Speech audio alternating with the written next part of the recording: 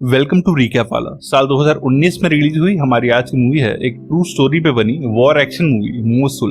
ये कहानी है इराक के मोसुल शहर की, जिसे कुछ सालों के कब्जे के बाद आईएसआईएस के आतंकवादियों के कब्जे से आजाद कराया गया था। और इस जंग में इराक के आम सिविलियंस और आर्मी को बेहद भारी नुकसान भी झेलना पड़ा था। तो चलिए चलते हैं सीधे हमारे आज के वीडियो की तरफ। और अगर आपको इस तरह के मूवी एक्सप्लेनेशंस पसंद है तो प्लीज इस चैनल को अभी सब्सक्राइब कर लीजिए। तो इस कहानी की शुरुआत में हमें इराक का बर्बाद हो चुका मोसुल शहर दिखाया जाता है, जिसपे आईएसआईएस के मजहबी पागलों ने कब्जा कर लिया था, जिन्होंने लार्ज स्केल पे इस शहर के लोगों से लूटपाट और औरतों के रेप किए थे। पर अब इराकी फोर्सेस ने इन्हें खदेड़ के भागने पे मजबूर कर दिया है, जिस काम में सबसे आगे है इराकी पुलिस फोर्स से बनी निनेवा स्वाट टीम, जिसका लीडर है मेजर जसिम। जसिम की स्वाट टीम बिल्कुल फियरलेस है और सालों से आईएसआईएस से लड़ रही है, जिसकी वजह से अब इनकी टीम में सिर्फ 10 से 12 लोग ही बचे हैं। और आईएसआईएस के शहर छोड़ने से पहले ये स्वाट टीम अपने एक आखिरी मिशन पर निकली है। नेक्स्ट सीन में हम एक कावा नाम के पुलिस वाले को देखते हैं, जिसने अपने अंकल और पार्टनर जमाल के साथ आईएसआईएस के कुछ आतंकवादियों को अरेस्ट कर लिया है। पर उन लोगों ने शोर मचा के अपने बाकी साथियों को बुला लिया है और अब वो सभी आतंकवादी इन तीनों पुलिस वालों पे फायरिंग कर रहे हैं। कावा के अंकल को गोली लग जाती है और जमाल और उसकी गन में अब गोलियां भी खत्म हो जाती हैं और उनके पास अब लड़ने के लिए बस एक चाकू और कांच की बोतल बची होती है। पर तभी उन लोगों को दूसरी डायरेक्शन से गोलियां चलने की आवाजें आती हैं। शूटिंग रुकने के बाद कावा देखता है कि उसका अंकल गोली लगने से मर चुका है और वो देखता है कि बाहर निनेवा स्वाट टीम आ गई है, जिन्होंने आईएसआईएस के उन सभी टेररिस्ट को मार गिराया है। और कावा और जमाल अपने हाथ ऊपर करके बाहर आते हैं। कावा उन्हें देख के बहुत शॉक होता है, क्योंकि इराकी पुलिस के अकॉर्डिंग स्वाट टीम के सभी मेंबर्स कुछ हफ्ते पहले ही एक मिशन में मारे गए थे। स्वाट टीम का लीडर मेजर जसिम उन दोनों से पूछता है कि वो शहर के इस हिस्से में क्या कर रहे हैं, जिसपे जमाल उससे बताता है कि वो यहाँ कुछ आईएसआईएस के मेंबर्स को अरेस्ट कर रहे थे, जो हथियारों के बदले ड्रग्स खरीद रहे थे, जब उनपे बाकी आतंकवादियों ने अटैक कर दिया। मेजर जसिम कावा से पूछता है कि उसे पुलिस फोर्स ज्वाइन करे हुए कितने दिन हुए हैं, और कावा कहता है कि उसने 2 महीने पहले ही फोर्स ज्वाइन की है। पर जसिम को लगता है कि कावा एक फ्रेश पुलिस ऑफिसर के हिसाब से बेहद ब्रेव है, क्योंकि उसने कुछ देर पहले आईएसआईएस का बेहद बहादुरी से मुकाबला किया। इसके बाद स्वाट टीम के लोग उन आईएसआईएस के 3 लोगों को उठाते हैं, जिन्हें कावा और जमाल ने अरेस्ट किया था, और वो उनके गले काट देते हैं और उनका एक मेंबर ऐसा करते हुए उनकी वीडियो भी रिकॉर्ड करता है। स्वाट टीम के पास एक लिस्ट होती है जिसमें आईएसआईएस से लिंक कुछ पुलिस वालों के नाम लिखे होते हैं, और मेजर जासिम कावा और जमाल का पूरा नाम पूछता है और चेक करने पर उसे कंफर्म होता है कि ये दोनों पुलिस वाले आईएसआईएस के लिए काम नहीं करते। जासिम कावा से पूछता है कि क्या आईएसआईएस ने उसके किसी करीबी रिश्तेदार को मारा है, जिसपे वो कहता है कि जो तीसरा पुलिस ऑफिसर अभी मारा गया वो उसका अंकल था। जासिम कावा से ये भी पूछता है कि क्या वो मैरिड है, जिसपे वो कहता है कि अगर वो मैरिड होता तो अपनी वाइफ और फैमिली को छोड़ के मोसुल कभी नहीं आता, क्योंकि आईएसआईएस वाले अकेली औरत को देखते ही उठा के ले जाते हैं। जिस बात को सुन के स्वाट टीम का एक वालिद नाम का मेंबर गुस्से में आ जाता है और कावा से लड़ने आगे बढ़ता है। पर जसिम उसे शांत रहने के लिए कहता है और कावा समझ नहीं पाता कि उसने ऐसा क्या गलत बोला। कावा के जवाबों को सुनने के बाद जसिम उसे एक स्वाट कैप देता है, जो उसका कावा को अपनी टीम में इनवाइट करने का तरीका होता है। और वो सारे क्वेश्चंस इसलिए पूछ रहा था ताकि जान सके कि कावा आईएसआईएस के खिलाफ लड़ाई में कितना सीरियस है। कावा जसिम के इस इनविटेशन से शॉक में होता है और जसिम उसे समझाता है कि इस टीम के हर एक मेंबर ने अपने किसी करीबी को आईएसआईएस के आतंकवादियों के हाथों खोया है, और इस वक्त उन्हें बहादुर और लॉयल सोल्जर्स की जरूरत है। और कावा थोड़ा हेजिटेट करने के बाद स्वाट टीम को ज्वाइन करने के लिए मान जाता है। कावा स्वाट टीम ज्वाइन कर लेता है और उसे एक बुलेट प्रूफ वेस्ट और नए हथियार दिए जाते हैं। टीम के लोग जमाल के साथ कावा के अंकल की डेड बॉडी पुलिस कार में रखवाते हैं, ताकि जमाल उस बॉडी को उसकी फैमिली तक पहुंचा दे। और कावा जसिम और उसकी टीम के साथ उनके मिशन पे आगे बढ़ जाता है।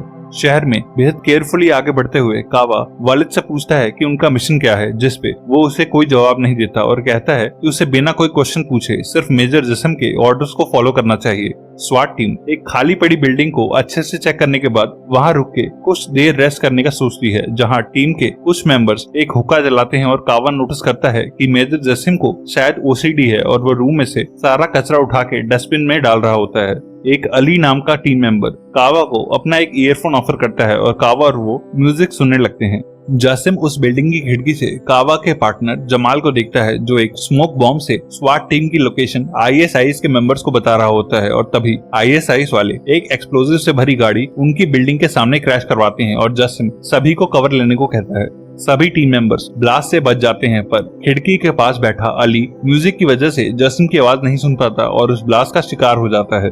अली की डेड बॉडी देख के जासिम बेहद गुस्से में आ जाता है और कावा पे नाराज होता है क्योंकि उसने उन्हें जमाल के बारे में वार्न नहीं किया। पर कावा को सच में नहीं पता होता कि जमाल ISIS का खबरी होता है और टीम के बाकी मेंबर्स जासिम को कावा पे हमला करने से रोकते हैं।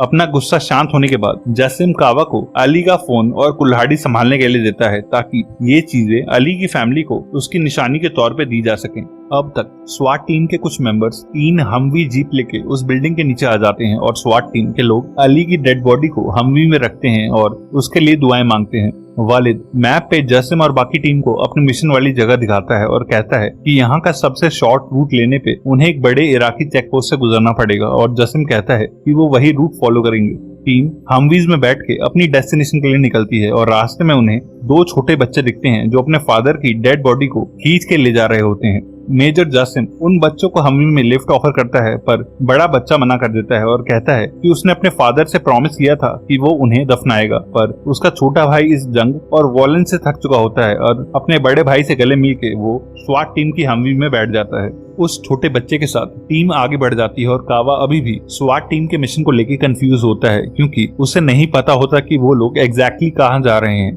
थोड़ा आगे चलने पर इराकी फेडरल पुलिस का एक चेक पॉइंट आता है और major Jasim check point cross करने के लिए फेडरल पुलिस को रिश्वत देता है और ये देख के कावा और कंफ्यूज हो जाता है क्योंकि वो समझ नहीं पा रहा होता कि स्वाट टीम पुलिस को रिश्वत क्यों दे रही है। उसी चेक पॉइंट पे कावा कुछ स्वाट मेंबर्स के साथ अली की बॉडी को हमवी में से निकालता है और वहां मौजूद इराकी सोल्जर्स की डेड बॉडी के साथ रखवा देता है। जासिम उस छोटे बच्चे के लिए एक फैमिली ढूंढ लेता है और उस बच्चे को रेफ्यूजी कैंप तक सेफली छोड़ने को कहता है जिसके लिए वो उस फैमिली को कुछ पैसे भी देता है। चेक पॉइंट पे ही एक इराकी फेडरल ऑफिसर स्वाट टीम को आवाज लगाता है और कहता है कि मिलिट्री कमांड को लगा था कि सारी स्वाट टीम मारी जा चुकी है, पर कावा का साथी उसे उस आदमी को इग्नोर करके चलते रहने को कहता है। मेजर जासिम भी तुरंत पीछे से आके उस ऑफिसर को सरप्राइज कर देता है और इनडायरेक्टली उसे जान से मारने की धमकी देता है अगर उसने किसी को स्वाट टीम के इस चेक पॉइंट से गुजरने की बात बताई तो, जिसके बाद वो लोग हमवीज में बैठ के वहां से निकल जाते हैं। कावा स्वाट टीम से पूछता है कि वो लोग मिलिट्री कमांड से अपनी लोकेशन और मिशन शेयर क्यों नहीं कर रहे, जिसपे उसे कोई जवाब नहीं मिलता।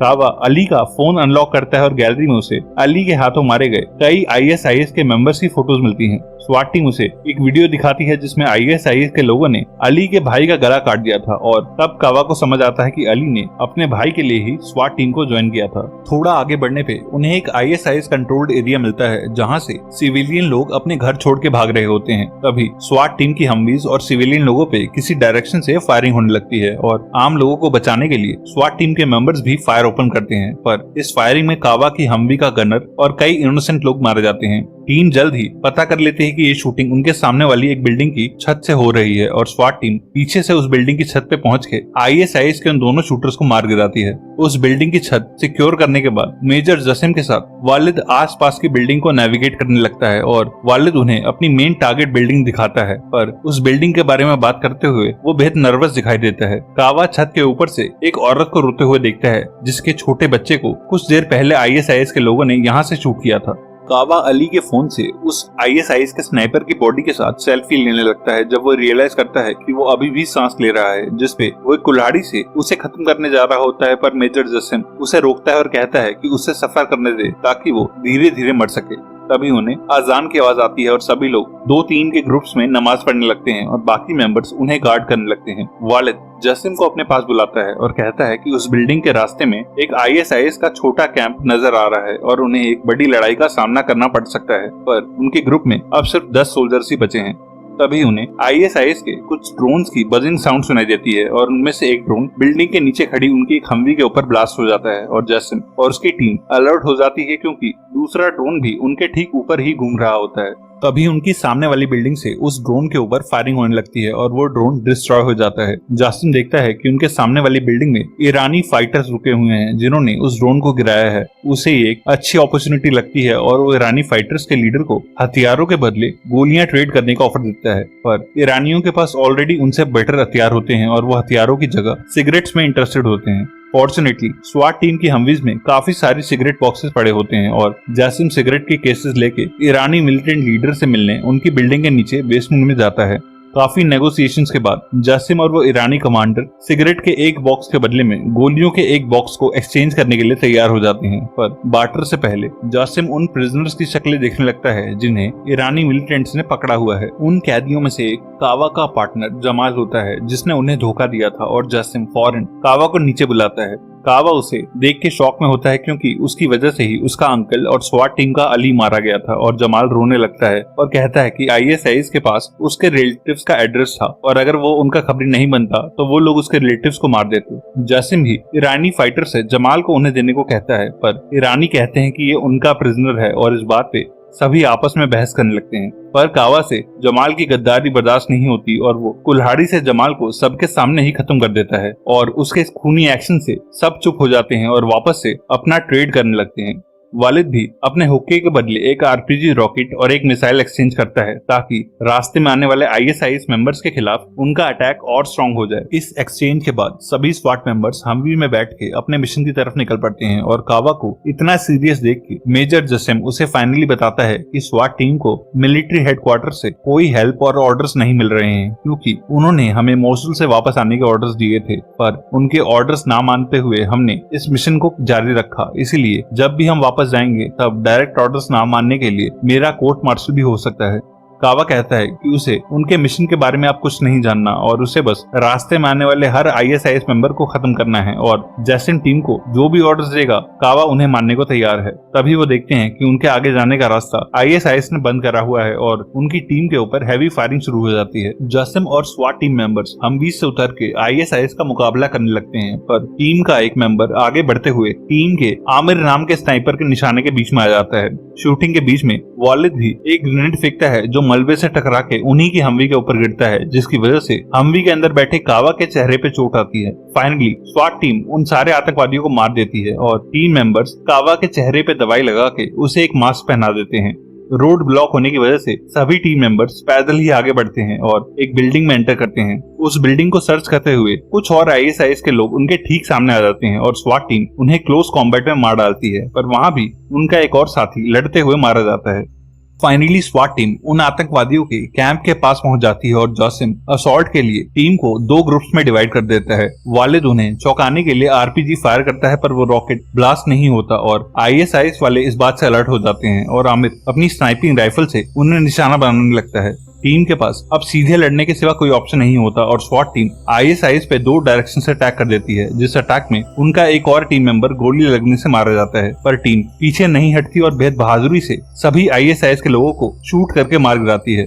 इस सक्सेसफुल अटैक के बाद जासिम टीम को कुछ मिनट का ब्रेक लेने को कहता है जहां सभी टीम मेंबर्स पानी पी के रेस्ट करते हैं और अपने हथियारों को रीलोड करते हैं। आईएसआईएस के उस बंकर में बेहद सारी पोर्नोग्राफिक मैगजीन्स भी पड़ी होती हैं और अपनी आदत से मजबूत जासिम वो सारी मैगजीन्स और कूड़ा टेबल से साफ करने लगता है पर उस मैगजीन बॉक्स के ठीक नीचे एक बॉम्ब सेट होता है और बॉक्स उठाते ही एक तेज धमाका होता है और मेजर जासिम उस धमाके का शिकार हो जाता है। अपने मेजर की डेड बॉडी देख के सभी स्वाट मेंबर्स रोने लगते हैं और उसके बिना उनका इस मिशन को कंप्लीट करने का हौसला टूट जाता है पर कावा वालिद समेत सभी स्वाट मेंबर्स को कहता है कि वो ये तो नहीं जानता कि उनका मिशन क्या है पर जासिम ने कुछ अच्छा सोच के ही ये सब प्लान किया होगा और इतना आगे आने के बाद अब उन्हें हार नहीं माननी चाहिए। और कावा की बातों की वजह से टीम फिर से खुद को संभाल के रीग्रुप होती है जिसमें अब सिर्फ 6 मेंबर्स बचे होते हैं। ये 6 मेंबर्स बेहद केयरफुली आगे बढ़ते हैं और काफी चलने के बाद ये फाइनली उस बिल्डिंग तक पहुंच जाते हैं जहां इन्हें अपना फाइनल मिशन कंप्लीट करना था। टीम अपने सभी बड़े हथियारों को कंधों पे टांग के सिर्फ साइलेंसर लगी पिस्टल्स निकाल लेती है और सीढ़ियां चढ़ के वो एक घर के बाहर रुक जाती हैं।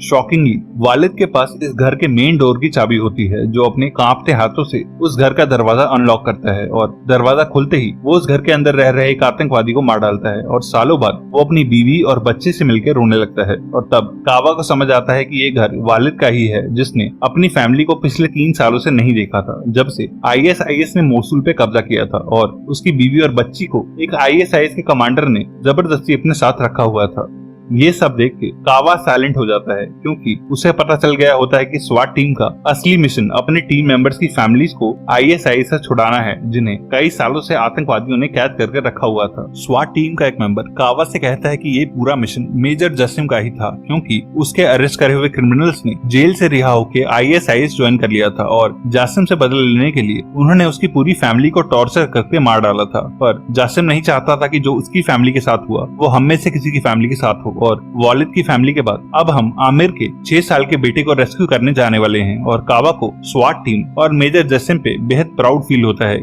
और वो अपना मास्क पहन के आमिर से पूछता है कि उसका घर यहाँ से कितनी दूर है, क्योंकि अब वो टीम के साथ आमिर के बेटे को बचाने जाने वाला है। एक और ऐसी ही एक्शन मूवी के लिए लेफ्ट या राइट में दिख रही वीडियो पे क्लिक करना। तब तक के लिए stay safe and bye bye.